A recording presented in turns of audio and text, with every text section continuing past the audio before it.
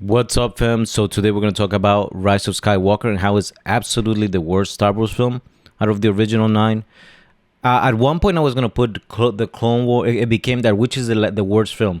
Is it the new trilogy, or do I have to put the Clone Wars in there? Because with Clone Wars, I still think it has a lot more something more original to it, and there's a certain Star Wars feeling that still remains within it. So I would still put it above the original, the new modern trilogy. But the new modern trilogy, I think, does take this up as the worst movies of the Star Wars franchise, right? And from that, I had to choose which one of the three had the worst effect, which one was the worst movie, and it was pretty easily to say that it was Rise of Skywalker. And the main reason was basically this: that Rise of Skywalker is not an actual Star Wars movie or a movie that was made with some thoughtful process, as much as it was a film that had to complete a franchise and complete and fix everything that had to be done before. So the idea of Star Wars, the feelings, the movements, the characters that you had, all that took a backseat. Even character development, it doesn't really matter in this film. Nothing really matters as much as let's make sure the pieces are together so we have something cohesive for the final. When the Force Awakens came out, you had this vision right to it. Everybody knew there was a new Star Wars. It had to be modern, so it appealed a lot of to the modern audience. Everything had to sort of match. It had to be interesting. It had to be beautiful looking, and they put that all together in a package, right? Even the director, they chose J.J. Abrams because they thought he had a vision. So there was some thought within the Force Awakens. The movie wasn't good, and it's still not good. And then for the second one, The Last Jedi, you basically had a new director again, right? And he reworked the idea into his own movements and his own ideas to make it very different. And you ended up again with another product that, even though it was maybe a little bit better than the second one, still wasn't good. It wasn't something appropriate in comparison to the original six films.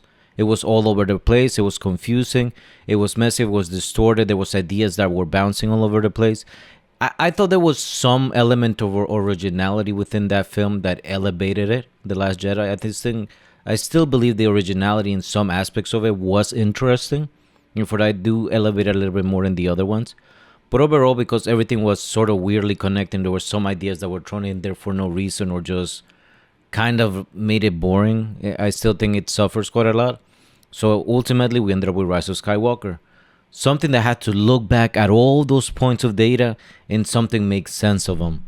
So in its vision, you weren't having something that was created to be better, that was supposed to be something, that it's a movie in itself, that you have to think about it with that sense of creation, with a certain vision to it. You didn't care about the characters. You didn't care about the scenes. You didn't care about the plots. You didn't care about anything. You just said, well, somehow connect all of this, make it into a movie, make it the final Star Wars movie, and make sure it's bombastic enough that the audience likes it. That was basically how the idea of creation, and that's how J.J. Abrams did it. And when I first watched the film, fam, I was like, okay, I'm done watching this movie. Like, all this trilogy has been just awful.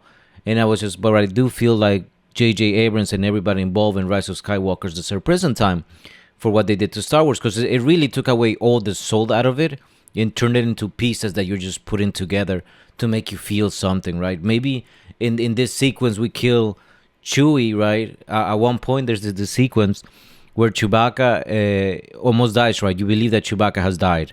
And for that moment we all thought about it. And then he kind of, a couple minutes later, he comes back to life because obviously it was just a false movement, right? You didn't believe it. It felt like such shock value to me. And I feel like a lot of this movie is just that. It's just a feeling that they want to give you, or just some idea, because they just need to have something being done. And this is almost the same thing through the entire film, every single sequence. Even at the beginning, right, when you think about how their thought pattern was in the creation, first they were like, okay, we need a new threat, a villain for Rise of Skywalker, so we need to have that big effect. We kind of destroy everything for the past. It doesn't seem to be something bigger. We don't want to make Adam Driver just the main villain. Let's just bring back Palpatine. It's that simple. It wasn't something complex. It wasn't something thoughtful. But they realized that he would be such a big threat that it's like it adds heaviness to the script. When it comes to some image of Star Wars, all that was just, it's second to the idea that you just have something that would be shock value and will give you something to do. And then again, right, when it came to the main thread, there was like, all right, but we can't just have Palpatine. We also need to have like something else like the Death Star, right? But we already used the Death Star in the sequel. And our Death Star, which was the most uncreative thing ever, fire one laser that split into five. That was their big idea, their big interesting idea. So obviously they I don't think they could do that again. What, make a bigger Death Star that fires 10 lasers? But guess what? They did. It was the same idea, but just dumber. We'll make a bunch of Star Destroyers and give them all lasers, like Star Destroying lasers. So we just multiply the lasers times 20, right? There's no philosophy, there's no sophistication in it. It was just more for the sake of more, right? We need a big threat, so let's just add as much of it as possible because we need this to feel bigger. It's not something that came from someplace within the other's previous movies, and not something that was created by itself. We just needed to be more, and that's how they thought about everything in this film. Like the main idea, like it's basically this, right? Palpatine somehow returned, and that was a meme back in the day, and it still is, because it's just something so out of nowhere and outlandish that just happened, something that has no thought, and it just kinda it sprouts for the moment. And a lot of this movie had to be that, right? It had to be just pieces that were there for the moment because you didn't have the trilogy to back it up because it was so messy and disjointed, and because you didn't have any of that back storytelling, everything kind of had to sprout to make it interesting in this film. So things were just happening. Emotional events were just happening out of nowhere. Storytelling devices and plots were kind of just happening. For example, in this film, again, I guess now Rey Skywalker is a Palpatine because that's where it's gonna end up in the story, right? They were like, well, how else can we make Rey sort of interesting and for her to have some emotional conflict? Well, we have Palpatine that we just introduced. Oh, let's make it her daughter. But didn't we just say she was something else or something else or something else? Well, we can live off from that, right? Like we can kind of still make it make sense. And so you made her a Palpatine. It has no meaning. It has no essence. It doesn't mean anything, right? It's like it's just something to have in the storytelling element, so you can have some pieces there, so that later you can fight Palpatine in the final battle. And that final battle is like where most of the movie sort of take place and resolutes itself. And I love Adam Driver as the villain, and I love that he got almost redeemed because it made him interesting. But at the same time, after he becomes a good guy, there's not much to him. Afterwards, he has some scenes, and that's about it. And then he sort of passes away. I would say like there was this moment. There are some moments of creativity, and there's some moments that I do find, and some things that I do find Rise of Skywalker did well. I think when you did the visuals, they're beautiful. They're high level. They're sophisticated. The cinematography is beautiful. The coloring is beautiful.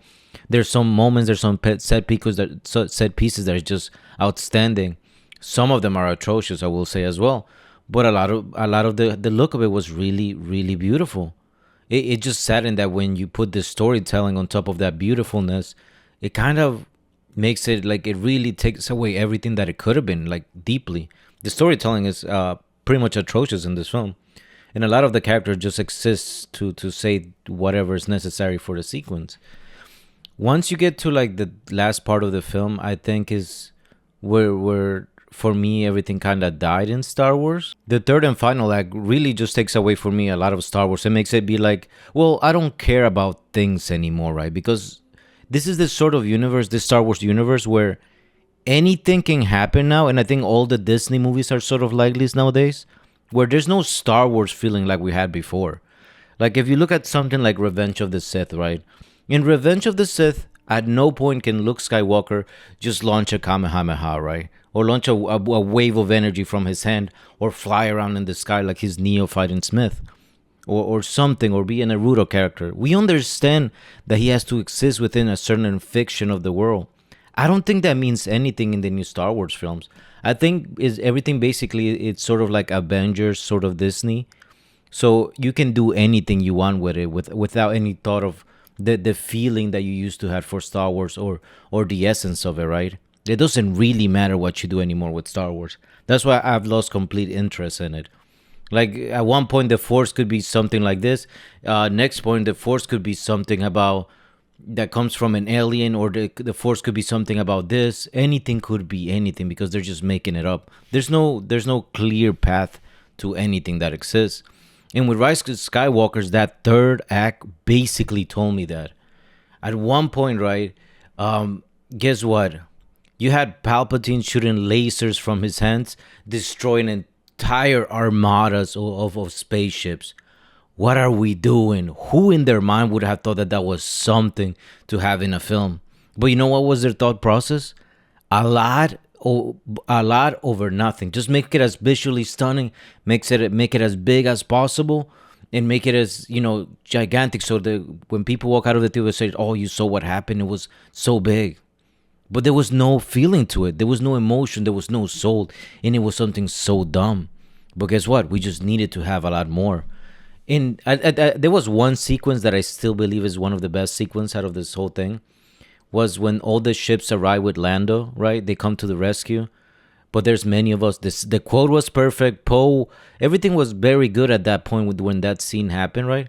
The scene where all the ships show up, and they decided this is the moment where that philosophy actually made sense, right? To have as much as possible, because they filled the entire frame and they made it excessive when all those ships show up. That was an amazing moment, and I still feel it in my core. I still love that, right? So I'm being honest with you guys. I'm not just hating for hating, but I did feel it, and I got goosebumps when I felt that because it's so good. But guess what? Guess what happened within 30 seconds later? Palpatine shoots all those ships down from the sky with his powers, which I guess he had them all this time. He had all this power, all this Super Saiyan Goku level powers, and it made no sense, right? It just shows up out of nowhere. It was just such a bad storytelling decision, dude. And it's so crushing, right? Because it's like when you do things like that, nothing matters anymore. It doesn't matter if you have Star Destroyers. It doesn't matter if you have the Death Star, because Palpatine can all of a sudden just electrify the heavens, like, and destroyed everything, right? And they did that for what was the reason? What is the cinematography, the cinema reason why they did that, right? Just because they just needed to be really powerful. You needed to have something really powerful against Rey, so they were like, just make him do that because it'll make him look even more powerful to the audience. And as you can see, everything that became storytelling, everything that's cinematography, everything that makes movies good, right? Everything that made the Star Wars movies good, they didn't care at that point. And that's why Rise of Skywalker is the worst film of Star Wars, because it doesn't care about nothing. It's just trying to give you shock after shock. And it delivered these moments. At one moment you had a really good moment, and then it gets erased by Palpatine pretty much destroying everything in the skies for no reason. Mind you, also, what is the reason for Palpatine to be in that in the place where he was, right? Which is he's inside a Sith temple, I guess, in a Sith stadium, and behind him there's a bunch of Sith. I guess it's the collection of, or the generations of Sith that have existed before.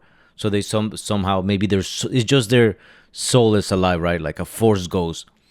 You know why that was there? I mean, one, it made the scene look cool, right? And I would say that just to have a sort of stadium. But it would have been interesting if it meant something, and if it wasn't there just because you needed more shock.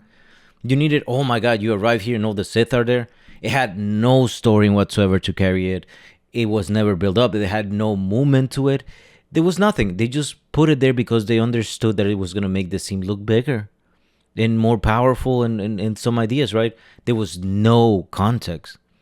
This is the essence of Rise of Skywalker, that nothing has meaning, but it's just there as shock value. And the director went through this entire movie.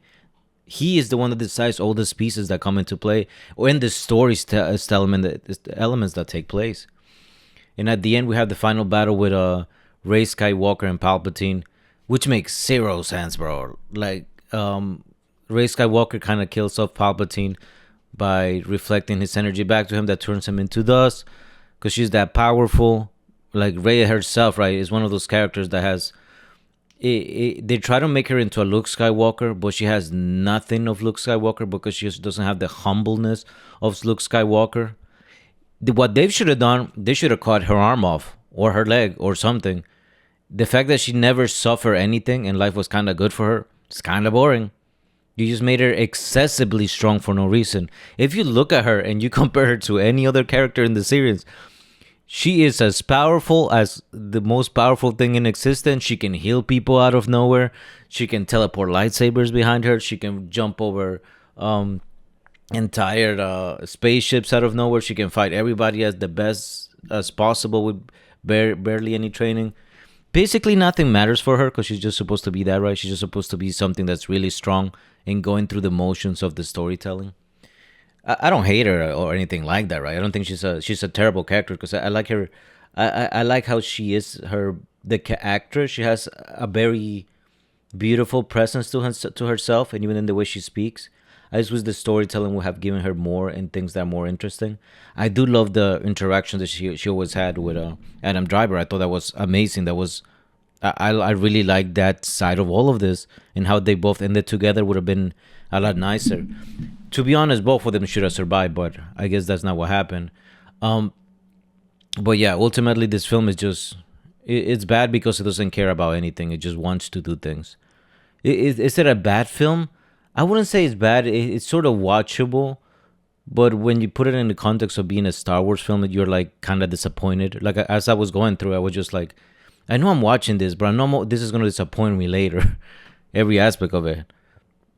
You can still enjoy it as a film, and I think it's okay, but it's like it's very it's very shocky, right? Like nothing has its reasoning for being besides that they just needed you to watch it.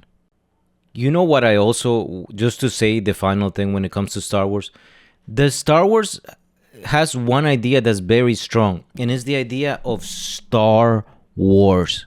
And what you know what that means? It means spaceships flying in the sky, shooting each other. That the audience would look at the movie poster and be like, "Oh, there's Star Wars. They're shooting each other with spaceships, and it looks cool in these distant planets and beyond." It's crazy how we still don't have something good like that in the Star Wars from any of those films. There were some moments where you did have something like that, but it doesn't resemble anything like originally. Look at the New Hope with Luke Skywalker going through the Death Star trench or fighting around in Andor. Those moments are still not have not had a single. They never been able to do that again. Something that really makes up these films. They have not touched it. Even in Revenge of the Sith, where you had that beautiful introduction with Anakin and Obi-Wan. Oh wow, that's an incredible shot, right? Incredible movements. Everything is cool. You feeling like this is Star Wars. This is something beyond. For some reason, they never care in any of these films, and they didn't even care about lightsaber battles. Who fought? What was the lightsaber battle in Rise of Skywalker? Oh yeah, Adam Driver and Daisy Ridley, right? They were in the water in the ocean. I don't even consider that, man. There were no lightsaber fights. There was one lightsaber fight in this entire trilogy, and that was in the Last Jedi against the Red Guards, the Praetorian guards, I think they're called. And that one was dope. I like the feeling of it, the grandness of it, the action, the difference of it. It was very good. That's the only scene in this movie. In 3 films, you only had one lightsaber battle, and you had no spaceship fights. Nothing that I would say that's Star Wars. To be honest, let's just leave it like that, fam. GG's.